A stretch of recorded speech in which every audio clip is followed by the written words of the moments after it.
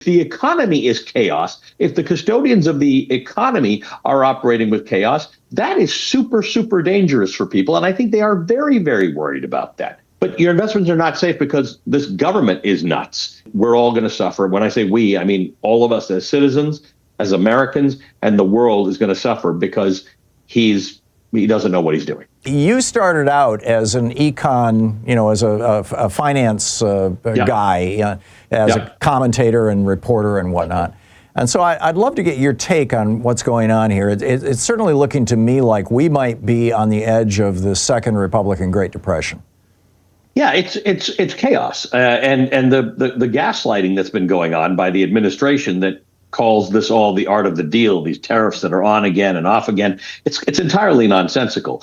But that's fine, because a lot of things that this administration does, Tom, are nonsensical. The problem here is that we're playing with two very specific problems that might become an unrecoverable spin. One of them is that we are messing with the global infrastructure, financial infrastructure, in a way that could send the world into a recession. We saw this on when Donald Trump imposed his massive tariffs, and then the markets collapsed, and then he took them back to some degree. What you normally see when markets collapse, people take their money out of the stock market and institutions and sovereign wealth funds and countries, and they move it into the bond market.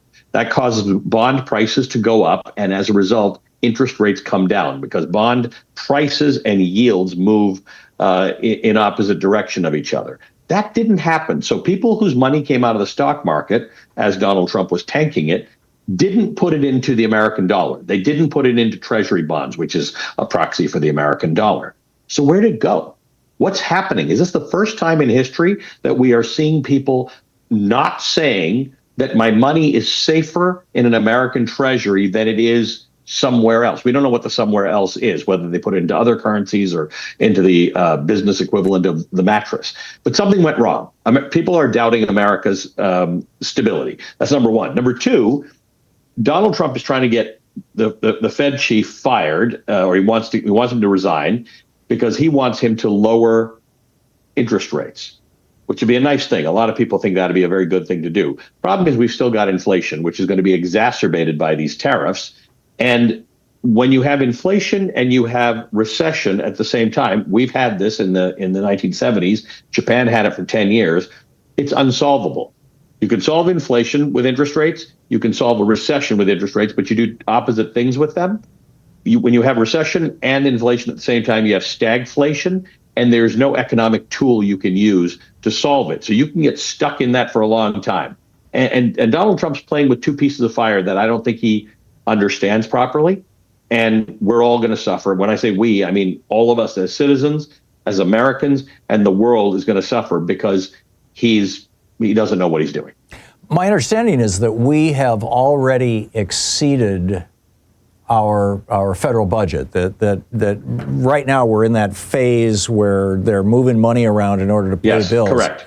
Yes. And so we're technically, essentially in default already as a country, to ourselves by and large. To ourselves, right, which is marginally different than being in default to other people, but it's the same problem. Well, right? and when when the United States is in default to itself, what that means is that when it really hits the wall, it may not be able to redeem those treasuries. Do you think that might be what's spooking people about the bond market?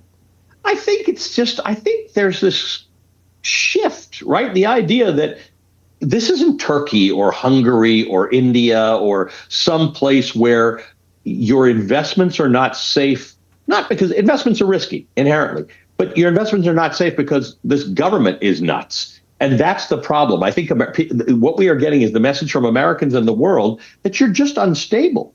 You don't seem to be making sense. This is chaos. And by the way, Republicans did an effective job of painting Democrats' policy around immigration as chaos. Right or wrong, they managed to do that.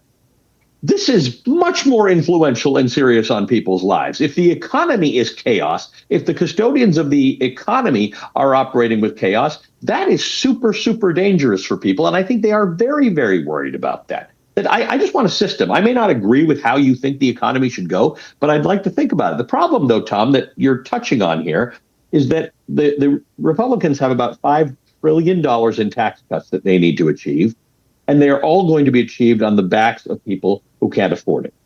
More than 800, almost $1 trillion in Medicaid cuts, all sorts of other cuts. This is how we do things in this country, that rich people will always have access to money.